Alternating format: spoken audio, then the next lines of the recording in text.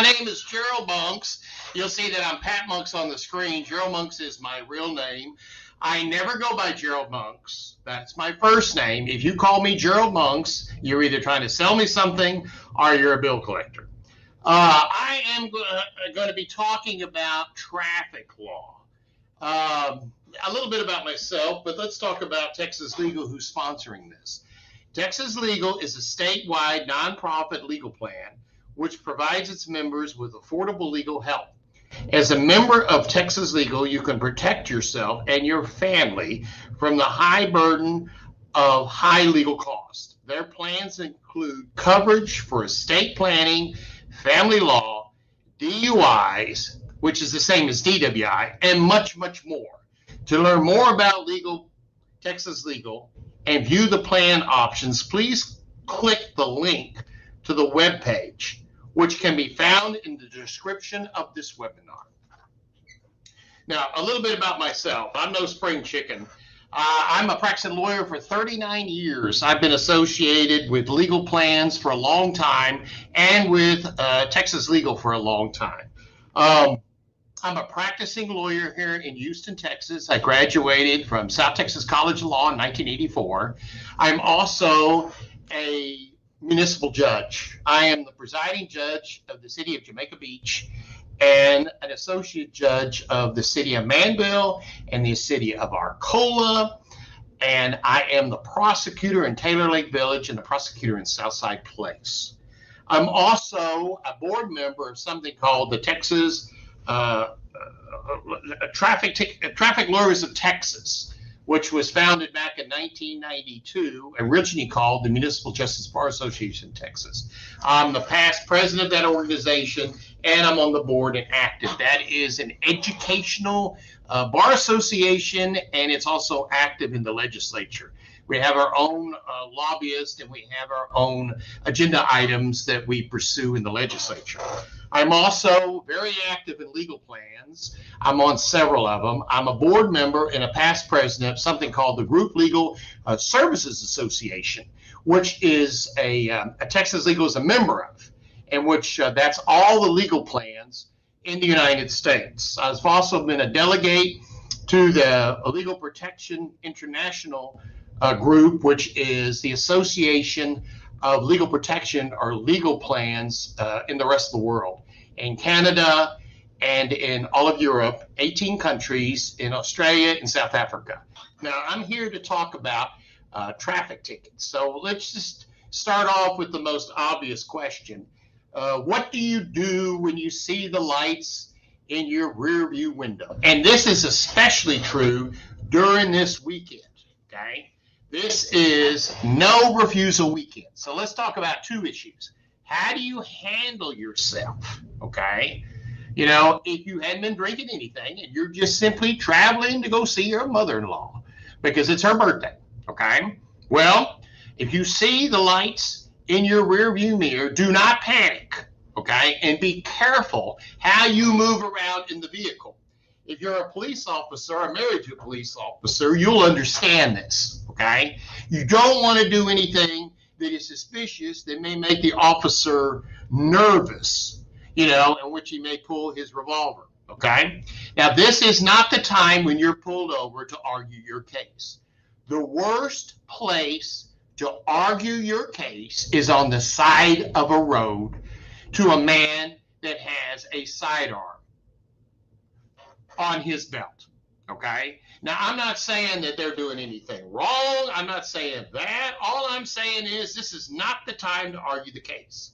So how do you present yourself? Well, if a man's going to give you a ticket, he's going to give you a ticket. Usually an officer will walk up and he may say something like, so where are you going? Why are you driving so fast? Do you have to answer that question? Well, not like that. That's a leading question. Why am I driving this way this fast? Sir, the answer is, would you like to see my driver's license and my proof of insurance? Doesn't answer his question. Now, if he pursues it, then you should pursue, let me give you my driver's license and let me give you my insurance. You don't need to argue. I wasn't going that fast. I didn't see the speed limit. I didn't know about that stop sign. None of that needs to happen, because in all likelihood, he's got a camera right here on his body cam, and he has that other evidence on his dash cam, which if he has that evidence, you are entitled to under discovery. You don't need to be arguing, I'd like to see it right now. What you need to do is be the person that gets forgotten. Now, when you go to court, and we'll talk about strategy in a little bit here, you know, you want to be that guy that is nice, polite, okay, not disruptive, and so the officer can go on his way. Now, you have state troopers. They have a different agenda than maybe county, sheriff's deputies, or constables, or municipal officers, okay? Because this is all kind of a game. And the thing to do is not be argumentative. And the worst thing you can do is decide that you want to be a sovereign citizen and video everything and go on TikTok. That's not a good idea. You don't need to video anything. He's got his video. Now think about this. If he doesn't have his video in court, guess what? That helps you, the defendant, in your case. Where's the video? Well, it's real simple. Everybody's got a camera. Where's the video? And a lot of times prosecutors, if they have a weak case, will not pursue it because they don't have their evidence. Okay, let's talk about the different types of tickets or violations. First off, if you're a member of Texas Legal covers traffic tickets, okay, Class C drivers, which is a normal driver, CDL drivers, okay, suspended license, and no license for your entire family member. Just remember that. So let's talk about Class C drivers. What's a Class C driver? Well, the way I ask people is I say, do you have a CDL? And if they say, what's that? Well, then you either don't have a driver's license or you're Class C. Okay? Class C is your normal driver's license that you can drive a regular car. Okay? So what are your options? Well, okay, you have three, basically four. No, five. One is there's a window fine that's associated on the ticket, and whatever it is, that's not set by statute. And in my court in Jamaica Beach, I set them all for $275. Okay, and that's where we work from. If somebody just wants to write a check and send it in the mail for $275, or go to the link and pay it with a credit card, you've been found guilty. We'll enter a plea of no contest, and the case is over with. That's option one. Do I consider doing that option? Absolutely not, even if you're guilty. No, that is not a good option. Then you have two other options other than going to trial. One is taking a defensive driving course, and the other is deferred disposition. Now, let me tell you about defensive driving. Defensive driving is a statute that is controlled in the Transportation Code. I personally believe, and I'm the only one that does, and the only one that ruled this way, that it's unconstitutional. Okay? It's a violation of separation of powers. That's a legal thing. I don't like the statute for several reasons. But you, as a consumer, still have an opportunity to ask for it. But here's the catch. You have to have a speeding case that's under 25 miles under the speed limit. It cannot be going over 90, okay? It cannot be in a construction zone. You cannot have a commercial driver's license. You have to have a Class C Texas license. Can't be from Oklahoma, okay? And then you have to have a driver's license. If you have those things, then you must have insurance with your name listed as an insured on the policy. Okay, you have a driver's license. It's under 25 the speed limit. You have insurance, and you're listed on the policy. Now, you need to have not completed a driving school within a year from the date that you got this ticket. This is where things get screwed up. Okay? It's not a year from your last ticket. It is a year from the date you completed the driving school. Today is May 26th. So I have to make certain that I didn't complete a driving school, okay, after May 22nd of 2022, okay? Now, you could have gotten that ticket 5 years ago. And there's some courts that still let you take driving school. Even when you come up for court, if it's taken 5 years, they'll let you do it.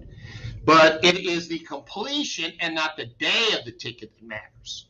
Now, this is crucial, and this is the law.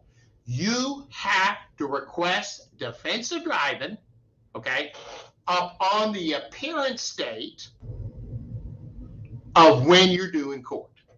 So, if you go to court and you reset the case, and this happens a lot, and there's a lot of courts that will do this, even though they don't agree with me, you've waived defensive driving. And it's that way in the country. If you're out in the country and you're driving down the road and you want to take defensive driving, you better ask for that up front before the court date. If the court date passes or gets reset, it is waived. You waived it. You're not entitled to it. The only thing you're entitled to is deferred disposition. Now let's talk about deferred disposition. Deferred disposition is sometimes called deferred adjudication. Okay? It's not deferred adjudication. Deferred adjudication is a criminal term used in criminal cases. So if you Google deferred adjudication, you're going to get data about criminal cases. You got me? All right? Not about traffic tickets. Traffic tickets, they changed the term of deferred adjudication to deferred disposition. Okay? Now, at that time, here's the conditions. The court cannot charge you more than the window fine of the fine. They can't do that, okay? One of the conditions, okay? And then they cannot extend the probation beyond 6 months. That's it. Those are the parameters. 180 days, and they can't go above the window fine. So if it's a speeding case, it's $200. But you have to understand there's something called court costs, okay? And court costs has just gone crazy. Court cost now is $134. So they can make it $334, believe it or not. Okay, that is totally legal. All right. Now, a couple of things they can do. They can put conditions on that. They can require that you complete and take a defensive driving course. And there's some courts that'll do that. And this is where it gets kind of mixed up. They'll go, well, I've already taken a driving school. Okay, well, I understand that. But if it's deferred and if it's court ordered under deferred, you get to do it again. See? So there's some courts. There's courts up in Waller. On all his deferreds, he requires defensive driving. Now, the law concerning when it's required as a deferred is if you're 25 years and under. So if you're under the age of 25 and you get a deferred disposition from the court, you are required to complete a defensive driving course. Okay? So now you're saying, okay, what's the difference between court ordered or I request driving school and deferred disposition with driving school? Okay, there is a difference. If you, under the statute, request defensive driving timely, and you pay the fee of $145, and you complete the course, and it's dismissed in 90 days, that completion of the defensive driving school will go on your permanent driving record. That's how they know the last time you completed a driving school. It will go on your record. Now, can insurance companies see it? No, they can't see that. They can't see it at all, okay? But an officer can. If he pulls you over, you say, oh, a court can. They can say, you just took driving school. It's on your record. Now, if you do a deferred disposition and you take a driving school and it's completed, then the case is dismissed and it never appears on your driving record, period. However, there is a period in which, if you're on probation, that you're not supposed to get a ticket. Now, every jurisdiction is different, okay? There's some jurisdictions, like in Galveston County, they'll give you a 1-day deferred, okay? That's a good deal. In other words, today I go to court on May 26th, and this happened this morning where I was presiding as the judge, and you go ahead and pay your deferred fee. We go ahead and dismiss it today. Now, how can you beat that? That's almost like a straight-out dismissal. People say, why do you think that's okay? Why not? Okay? That's my opinion. Okay? I allow it, and guess what? People want to move on. They don't want that hanging over their head. Some courts like to have 90 days, 120, 180. In my opinion, that's just something else to cost the administration. I believe if you can get the paperwork closed and dismiss these cases or convict these people or have trials or whatever they want, that is an efficient means of maintaining a court system, okay? Especially, it's a way of doing more for less, okay? But if you get a deal like that in a court like that, and they do 1 day, that's a good deal, okay? But you have to pay today. Now, what is common? 90 days. Most courts that in the places I prosecute, it's 90-day probation because that's just how the judges feel. So you're on probation 90 days. In some courts, like in Fort Bend County, and there's some out in the Hill Country, that at the end of the probation period, you have to turn in a signed affidavit stating that you did not get a traffic ticket during that period. Okay, let's talk about that. Okay. In that scenario, if you get a ticket during that period and you sign that affidavit and you turn it in, you're committing perjury, and you can be prosecuted for your perjury. So that's something you don't want to do. Now, there's very few courts that really do that because they just don't want to mess with it. Most courts will put you on 90 days and they just don't want to hear from you. Some of them require that you send back some sort of acknowledgement. Some of them require that you turn in your driving certificate if it's part of the deferred. Some of them don't care. You don't have to call. They just dismiss it at the end of the 90 days. And I think that is the bulk of them, okay? But I can't give you a number on that. I'm just telling you what I deal with. Most of the courts, I see it that way just because they don't want the administrative headache for their clerks. All right, now, let's talk a little bit about juveniles, okay? This plan, Texas Legal, covers juvenile cases. You have traffic tickets. Those are people under the age of 17. If you're 17 in this state, you're an adult. Believe it or not, it's still the law. They tried to change that. They tried to change it, not this session, but the session before last, and it just doesn't go very far. So 17 is an adult. If you're under 17, if you're 16, then you're a juvenile, and you go through the juvenile system, even on a traffic ticket. Now, for juveniles, it's a little bit different. The parents have to be notified. And anything that happens in a juvenile case has to be done in open court with a judge, okay? And then the judge can allow a defensive driving. Yeah, they can, okay? And they can also do a deferred disposition. But the statute's a little screwbally here. The statute actually says that if you get a deferred disposition as a juvenile, that you have to retest in order to get your driver's license back. Now, some courts just ignore that part because it's too hard to administer. And the DPS isn't really set up for it when they pass the statute. So what they do is they allow a deferred for the most part, and they require the driving school, and they just close out the file. Now, let's talk about things that really affect juveniles, okay? And if you have teenage kids, or if you have kids that are entering teenage years, this will affect you. You have minors in possession, minors in consumption, and having drug paraphernalia, okay? Let's talk about minors in possession. What is a minor in possession? Well, that's someone under the age of 21 that either has alcohol on his breath, that's driving while under the influence too, or has possession of alcohol. I can go into all the defenses that you have, but let's talk about the consequences. If you pay the fine on a minor in possession or a minor in consumption is where they smell the alcohol in your breath, then that young person's driver's license will be suspended for a period of time. Not indefinitely. It could go 90 to 180 days of suspension, and it goes on the driving record. So you do not want to pay those fines.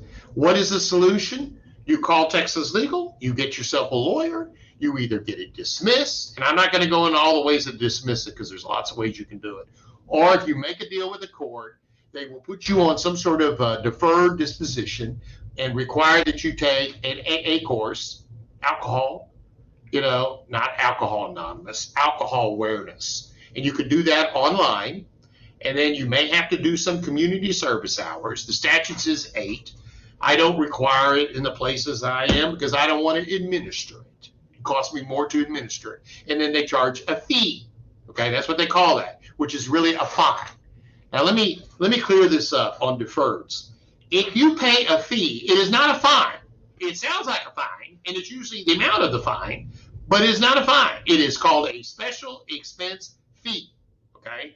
And the reason and the difference is, if you pay that fee, it will not be reported on your driving record. Now, a lot of people think, well, if they do deferreds, why do they charge that fee? Think about it. Let's talk about the numbers. With defensive driving pursuant to the statute, okay, they charge you $144. The state tax or sales tax is $134. The city makes $10. With deferred disposition, anything over $134 is what the city can retain. You see what I'm saying? So if they charge you $234, the city gets $100. Okay. So why would they give you deferred disposition where you get your case dismissed and they don't charge anything? What's the benefit to them? They're better off just saying, we do not offer deferred, which they have the absolute right to do, and just have everybody go to trial. Okay? Now, there is a practical side of going to trial and an impractical side of going to trial. All right, let's talk a little bit about CDLs now, and then we'll come back about strategy. CDLs are commercial drivers, okay? And there's different classes of commercial drivers. There is one unique one on the Class B for firemen, okay? That's a special class of commercial drivers that are treated as if they had just a regular license. In other words, the problem with having a commercial driver's license in the United States is you do not have the right to driving school or deferred disposition. You don't have the right to it. You can't get it. If you have a moving violation, if you have a speeding case, it's a moving violation, then you can't just sign up and say, I'd like to take driving school. I'd like to do deferred disposition. Can't do it, okay? And there are 4 or 5 other violations that if you get, and you get 2 of them within a year, you can have your CDL privileges revoked. One of them is following too closely, okay? Another one is changing lanes, not safety. A third one is driving over the speed of 15 miles over the speed limit. Another one is parking on a railroad track or running a railroad track, while the thing's coming. Those are the biggies, okay? And then there's some other violations, using a handheld communication system as a revocation of 60 days. Now, I can go into detail about those, but that's just a brief overall of how that happens with CDL drivers. Now, I get calls all the time, and they go, I got a CDL. Is there any options? Of course there is. Trial. We go to trial. When did we lose the option to go to trial? And we have the right to appeal, And let me tell you how that works. Looking at it from a defense perspective, from a prosecution perspective, and from a court perspective. The one thing we have in this state, which is a blessing, is the right to jury trial. Now, they don't have it in most states.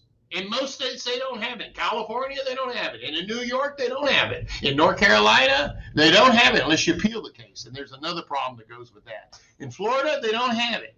They just have bench trials, and they have referees. In California, they have referees. Now, you can appeal the case to another level, okay? And we have the right to appeal here, but our rules are a little bit different. But the right to jury trial, let's talk about that. Let's just talk about the basic numbers. The conviction rate at the city of Houston for jury trials is greater than 90. Strike that. For bench trials, that's a trial before the court. The conviction rate is a little over 97%. Okay. Now, for jury trials, the conviction rate is about 2/3. So the difference is this: if you try a bench trial, there's a 3% chance that you might win. If you try a jury trial, there's 1/3. That's 33% chance you might prevail. Now, let's talk about strategy. You know how easy and how quickly you can have a bench trial? Officer, bring your officer in. Okay. State, open up the case. And just prove it. Blah, blah, blah, blah, blah, blah, blah, blah, blah. Thank you. Vance, you have anything to say? Thank you. Okay, I've heard your evidence. All right. I'm going to go ahead and find you guilty. Here's a fine, and once you do that and get to that thing, it's going to go on your driving record. Now, jury trial is completely different. A jury trial may take days, not days, but you don't reach it the first time. You may reach a pretrial. And then upon pretrial, you get your discovery. And then you have a jury trial. And you're there in a room full of a bunch of other people that want jury trials. How long does it take to try a case? Well, I've had cases go on for 7, 8 hours. Okay, the average is about 2, 3 hours. Okay, once they try one, they have to pick a jury pool. Okay, which means you got to get at least 18 people there in order to pick the jury. How does that work? Well, you don't pick a jury. If you know anything about juries, you eliminate people that you don't want on the jury. You get what they call strikes. And what you're trying to do is you don't get to pick your person. You just get to strike and try to eliminate people that'll hurt your case. And then anyone that's left over, well, that's the jury. So if you have 18 people, and I pick 3 people, and the state picks 3 people, they may be the same people. I don't know. We don't know that. That's how the game's played. And then they count the first one, second one, third one, fourth one, fifth one, sixth one. You're entitled to 6 people on a jury trial for a traffic ticket. Now, after juries, let's talk about that. You have the right to appeal. Okay? Now, there's 2 classes, and there's 2 different types of courts. In the state of Texas, there's over 800 justice of the peace courts. Okay? Now, to be a justice of the peace, you do not have to be an attorney. As a matter of fact, most justice of the peace are lay people, and they do a pretty good job. There's only about 60 attorneys in the entire state of Texas that are judges and sit on the bench in big cities. Okay, so we have, I don't know, it's like 817 or 818 JPs. Now, municipal courts, it's a little bit more. It's still under 900. In a municipal court, there are lay judges, okay, who are not attorneys, and then in most of the bigger cities, they require an attorney according to their charter. Now, let's get back to the different courts. 2 types of courts. There is a court that we call a court of non-record, which is all justice of the peace courts. And then there are courts that are called courts of record, okay? And this is something, when you look at your ticket, you got to ask, because you don't necessarily know this, okay? So I will tell you this, every justice of the peace in the state of Texas is not a court of record. Write that down. Not a court of record. Now, those courts in the larger cities, okay, City of Houston, City of San Antonio, City of Dallas, City of Tarrant County, and some of the smaller cities, especially in North Texas, even Pantego, if you know where that is, it's a small city within Arlington. That's a city of court of record. So what is the significance? It has to do with the appeals, okay? All right, so if you try a case to a jury and you lose, if you're in a JP court or court of non-record, you can file a bond, which is double the court cost and the fine, okay? Double the court cost and the fine. And it's just a simple bond. You can put a cash bond up. You can get a lawyer to put the bond up. You can go to a surety company and put the bond up. You file it within 10 days from the date that you were found guilty. They will send that case to county court. And that case will go right with all the other criminal cases, right in county court. You treat it with the DUIs, the thefts, the prostitution. You're thrown in there with the rest of them. And it varies from county to county how they treat it. Now, court of record is completely different. There are some cities here, Bel Air, Pearland, Seabrook, all became courts of record because their city councils voted that they wanted to be a court of record. The problem with that is that becomes, as a court of record, you have to, in order to appeal the case, you have to have points of error. It's treated like a criminal case, like in felony court. You have to have a stenographer, or it has to, dictation has to be taken down.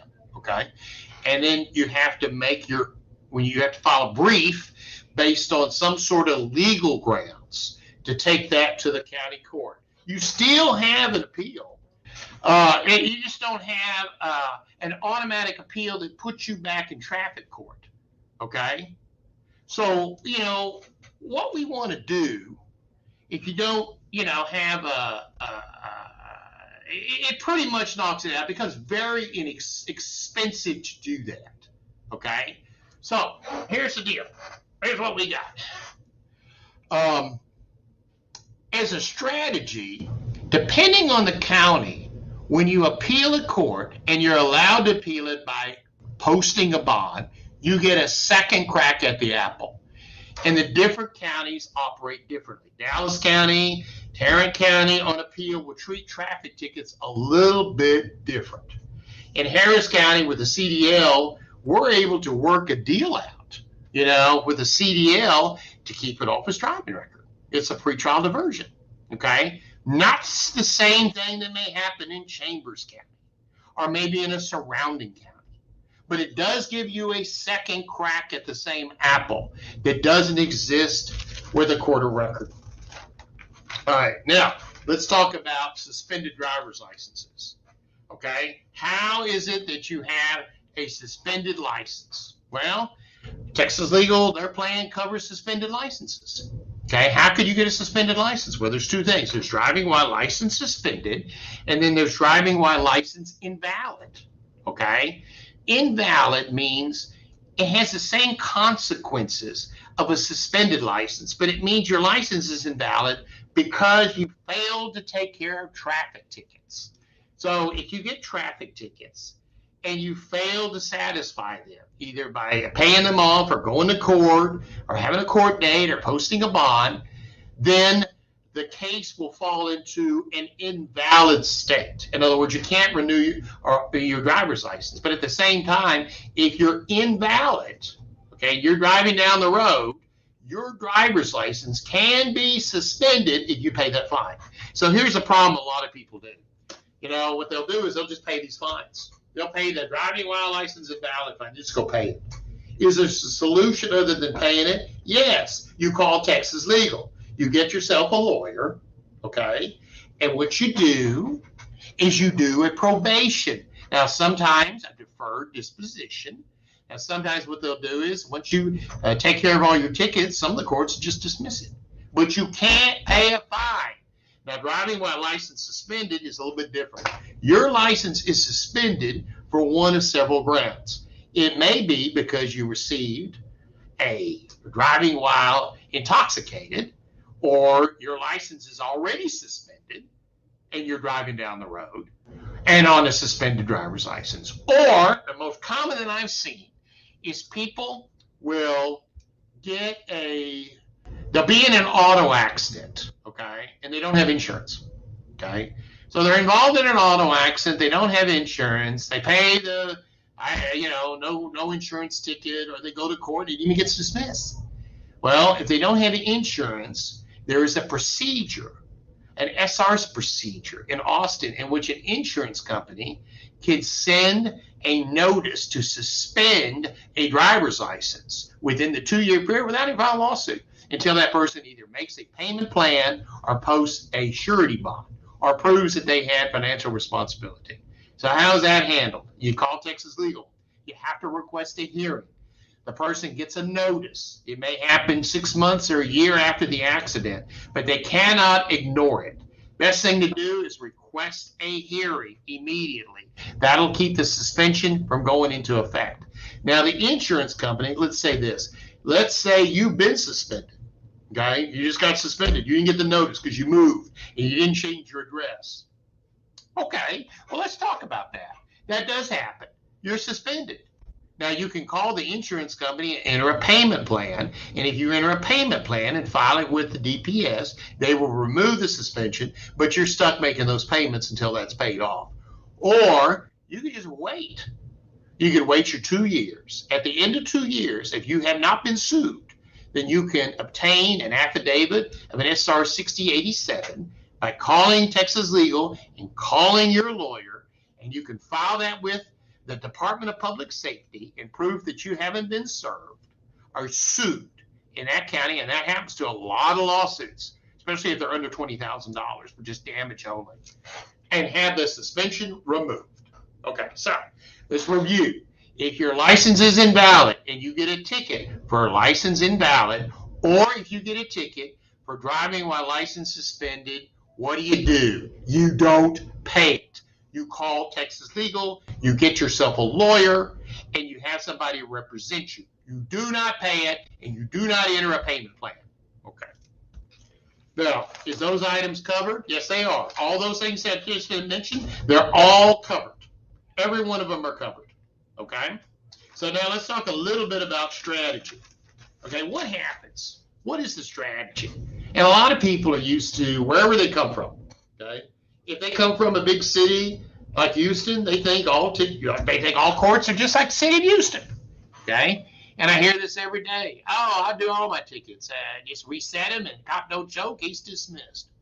Yeah, I would say that's true, with a police force of about 6,000, But what's changing is they have, the courts have become more specialized. Okay, now you got to think about this.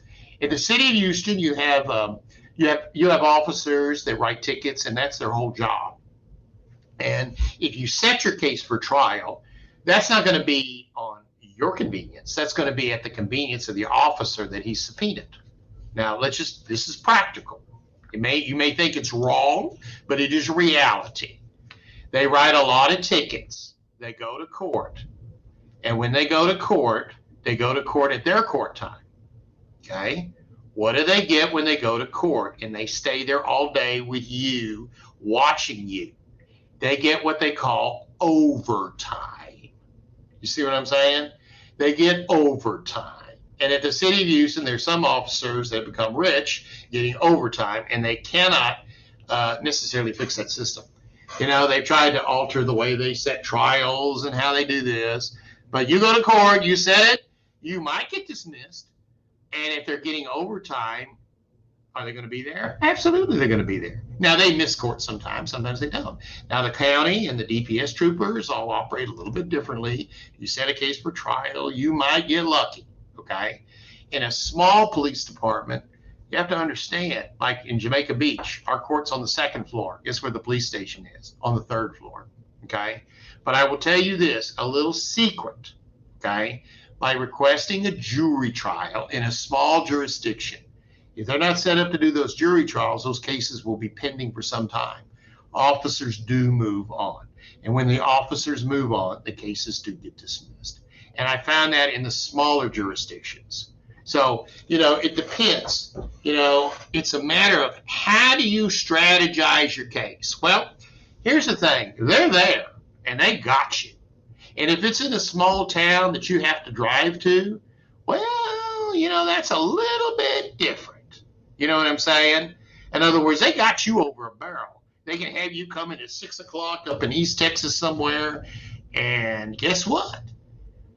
First time's pretrial. Second time is discovery. In other words, you get to see the discovery. Third time may be your first jury setting. Do you get and have a right to have a jury trial? Yes, you do. But here's the deal. The way the rule works, so oldest case goes first. So if they have a case older than yours and they want a jury trial, you have to come back another day. So, you have to weigh that as a strategy against what's in your best interest, okay? And it depends on the case.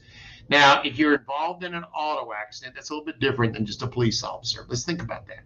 You're involved in an auto accident, you set that case for trial, the witnesses have to appear. Because the officer, unless he was right there at the intersection, he's really not a witness. All he did is fill out an accident report. He might have videoed you, and depending on what you said, which I want you to be careful what you say, stuff like, I didn't see the light, is probably not a good thing to say, And I will tell you this, these are the magic words. If you ever are interviewed by a police officer and you feel intimidated, the magic words, write this down.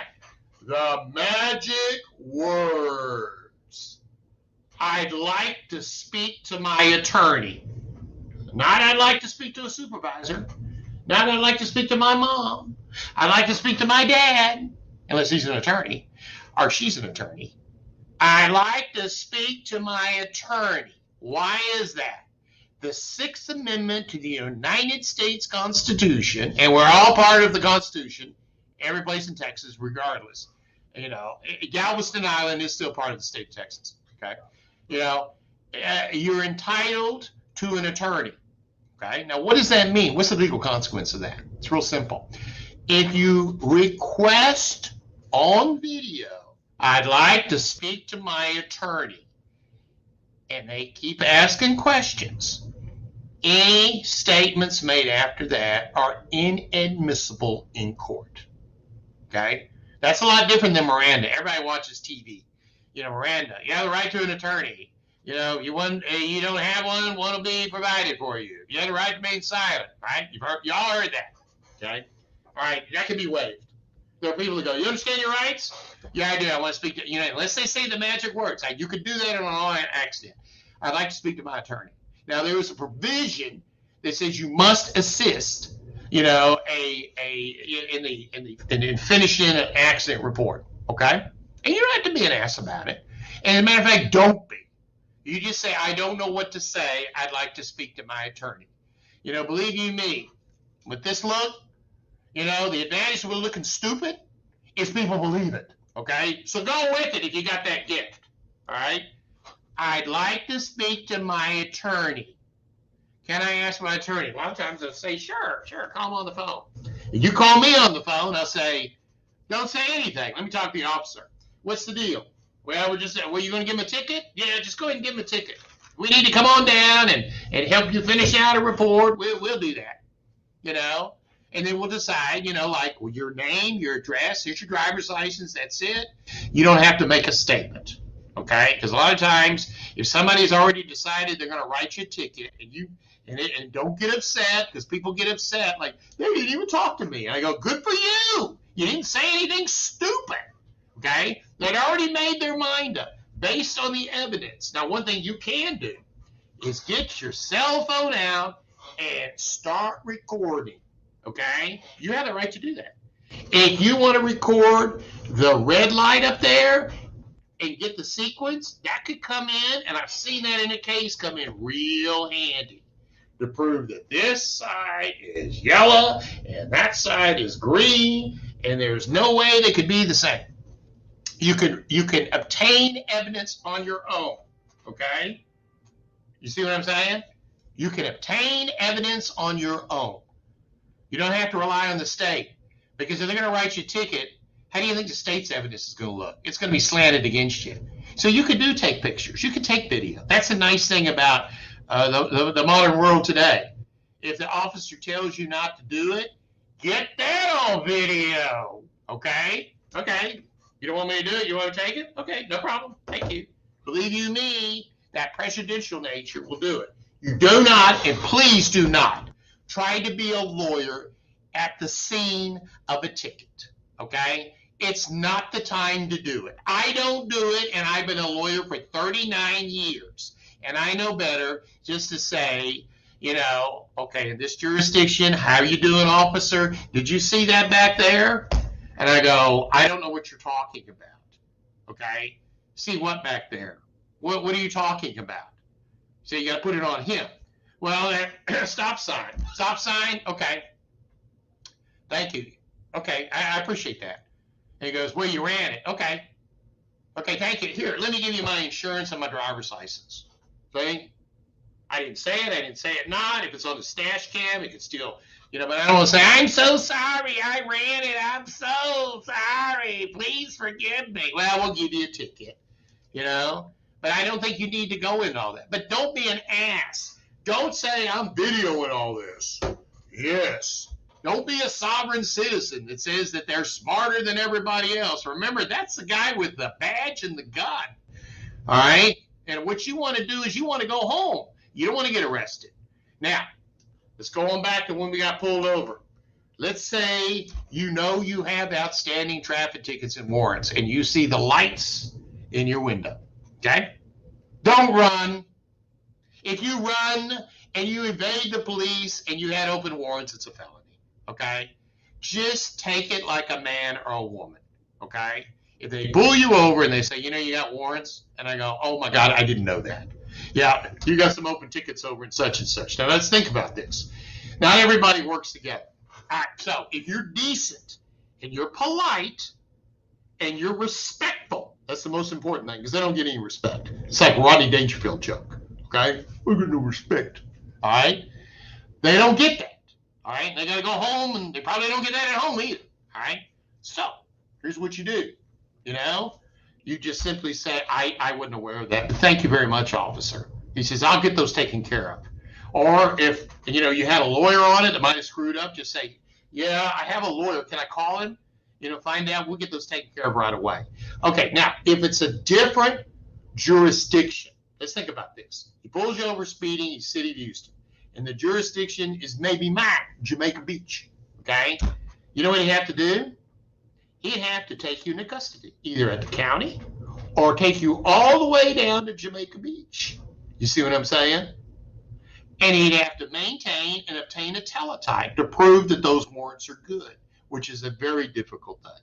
Okay? So what he'll do is, unless it's the City of Houston and he just wants to take you in, you know, he'll just say, if you're decent, like this weekend, this is a no refusal weekend, and we're going to talk about that in a second. He says, you know, thank you so much. I will take care of those. I was totally unaware of them. I have somebody working on them. And I guess something happened. And you know what? It's probably true. If not, it's got to be better than telling the truth, okay? And be respectful. Now, let's talk about no refusal weekend. And you know what? This is coming up. Do yourself a favor. Don't drink and drive. You got me? No drink driving. Do not drink alcohol and drive. Do not do that. Do not do that. So what is no refusal? Okay, I get pulled over. I'm not taking the breath test. Fine, we'll take it. We're gonna get a warrant, a blood warrant, and take your blood. They can do that. Okay, that's the only way they can compel that kind of test, and that could be to your best interest. Okay. They can compel you. If they're going to take you in, they're going to take you in, okay? If you've been drinking, you're probably better off having a blood test as opposed to a breath test because there's a lot of things that could go wrong with a breath test. And so that is what I want you to do this weekend, okay? Be careful, you know. Don't get any auto accidents. For God's sake, don't drink and drive. Now, if you're going outside the state, here's the thing. The biggest misunderstanding that I have in traffic court is everybody just assumes that whatever or however traffic tickets are handled in their community, they handle the same in all others, okay? It just doesn't work that way. You know, I know in the state of Missouri and Kansas, they don't have deferred disposition. Okay, what they do is they amend complaints. They do it all the time. They go, okay, you got a speeding case, we're going to amend that to littering. Okay, and that's a real common practice, you know. And they do that in South Carolina as well. Now in California, they have something called a trial by declaration. Okay, they can actually have a trial by affidavit at the first level, and we don't have anything like that. So I have California people saying, I have to show up in court. Why can't I just give you my affidavit? And it doesn't work that way. We don't have the right to have a jury trial, you know, unless the state waives the appearance of the defendant, and they never do. I mean, we've been working on a bill many years so we can waive our defendant's appearance. That'd be wonderful. But, you know, it's hard getting that out of the committee. You know, it has to be an agreed thing. That's another thing. So, you know, a state of California, state of New York, they're more like parking ticket infractions. There's civil infractions in which you have a referee that hears them, and then points are assessed. Now, you might have heard point system, okay? Well, we had a surcharge system. It was kind of like a point system. You know, we had that for about 12 years. And all it was a big racket to get surcharge points from the public. And it turned out that 70%, by the time they discontinued the program, which was 2 sessions ago, you know, 70% of the people that had received these surcharges had not paid them. And we had a state full of people driving with suspended licenses. And that was the result of that. So they eliminated it, and they tweaked it a little bit, and they raised the court costs even higher. And I don't know if in this session the court cost is going to go up. I know we've done everything we can to try to keep that court cost down. But I've been a lawyer for 39 years, and when I started 39 years ago, court costs on traffic tickets was $3. And now it is $134. So, I mean, that's just ridiculous. It's crazy. Oh, I could talk about a few more items, about my personal experience. I'm very involved in this practice nationwide. I attend the California Traffic Lawyers Association CLE last November and talked about Texas law. And I usually invite them to attend our seminar. This year it'll be at the Lone Star Flight Museum, in which Texas Legal is a big supporter of what we do, in which we have an educational CLE for the attorneys. And I have attorneys from all over the country that come to ours because we have an association of attorneys in the state of Texas that do this kind of business. In Dallas and in Houston, we have smaller associations. And you'll find out that it's harder. If you get a ticket out in West Texas, it is harder to find an attorney that will represent you. And then it's just, Texas is a little bit different. It's 254 counties. We have the most counties of any state in the United States. Georgia having the second most, which I think is 162. And the state of Alaska has the fewest. They don't have any counties at all. They're all administrative districts. But anyway, it's something that I enjoy. It's something I'm knowledgeable about. It's something that I'm somewhat an expert, and I will continue to do this practice as long as I can continue to do it. I love being a practitioner. I love being a judge. I love being a prosecutor, but I love representing people and trying to keep them off their problems and trying to help them out for the most part. That's what I enjoy about this. And I've been doing it 39 years. So I'm older. I'm more than 40 years old. And we'll just leave it at that. So anyway, if you have any questions, please. We have some questions. You have two questions in the. Yeah. Okay. What other questions? Can't see it. Carly, let's see. Okay. Yeah. Okay.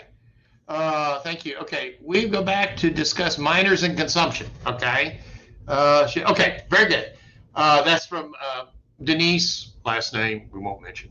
Okay. Will you go back and discuss minors and consumption? Minors and consumption is really the same as minors in possession. You have to look at the statute. I think it's a harder case to prove. I have seen that. The idea is that they have the alcohol under their breath. Normally, you rarely see that. What you do is you'll get an officer that'll write minors in possession and minors in consumption. And the idea is so they can plea bargain out the minors in consumption. But mainly you see minors in possession. The biggest problem I have with juveniles is that there's this misunderstanding. Let's talk about marijuana. That somehow marijuana is legal now in Texas, okay? And they get that understanding from some of the counties that just refuse to prosecute low amounts of marijuana, like Harris County or Austin County. But you go up to Bryan, College Station, if you have any marijuana at all, it's 1 year deferred adjudication, okay? 60 hours community service. It is a real thing. And so, that's where my biggest problems are. So what really happens in a community like Harris County, the municipalities will file drug paraphernalia charges. And I recommend that you work something out. So I don't know if I answered minors in consumption. I hope I did. It is the same penalty bracket as minors in possession of alcohol. Should you also declare that you're invoking your right to remain silent? You don't really have to do that. It depends on how you do it. Think about that. Okay, how are you going to do that? I am invoking my right to remain silent. Okay, all right. You can ask for an attorney. Same way to do that. I don't know what to do. Can I ask my attorney? Your attorney can't help you. Okay, you get me? If an officer says your attorney can't help you and he has it on dash cam, he just majorly screwed up and needs to go back to law enforcement school. You see what I'm saying? That's the magic language. Yeah, you could say, I just give me the ticket. Okay. Because you're right. The questions the officer is going to be asking are intrusive. What they have the right to ask is a driver's license. Do you have your insurance? And they have the right to do that. But the magic language for the officers is not that you have insurance. It is whether you have proof of financial responsibility. There's a big difference there. Okay, so you can have different types of financial responsibility other than insurance. You can be self-insured, and Coca-Cola is a big one. They have a certificate of deposit of several million rather than have insurance. And so there's a case, Sanchez v. State. It says you have to ask that final language. So they got it on body cam, and they ask you only for insurance. Keep your mouth shut if you don't have insurance. I'm sorry, I don't have insurance. And they have to ask those magic questions. So invoking your right to remain silent. Be careful with that one. You know, you could just say, I'd rather not answer any questions. Thank you. You know, and just be respectful. Always be respectful. If they ask any more questions than that, but God, don't get, you know, you don't need this big legal argument on the side of the road. I've seen too many young people, you know, and you see that on TikTok where people think they're just heroes, and they're not. They're complete and total asses. Thank you. Any other questions? Oh, thank you for, okay. Thank you, Mr. Monks, for a wonderful presentation. Contact. Oh, it's right there. If you have any other questions, and you're free to contact me directly through my website. I'm Pat Monks, Monks Law Firm in Houston, Texas, and I love talking to people. I actually one of the few lawyers that answers his phone when it dials, and it did dial a couple of times here, so I have a couple of calls to return. And I want to thank you for your time and listening to this. I enjoyed this practice a lot, and I like talking about this stuff. I hope I covered everything. If you see this for the first time later on, as it's posted on YouTube, and you have a question, please contact me. Just send me a question. I've got no problem. If I don't have the answer or the guy, I know the guy. That's the advantage of being very involved in a law in a law association. You know, I was one of the founders of the Municipal Justice Bar Association we founded in 1982, and I just become the go-to guy. People call me all the time. Who do we have in Beaumont? Who do we have in this place? Do we have anybody in Tyler? And I usually know somebody just because I'm active in this association. So anyway, thank you very much.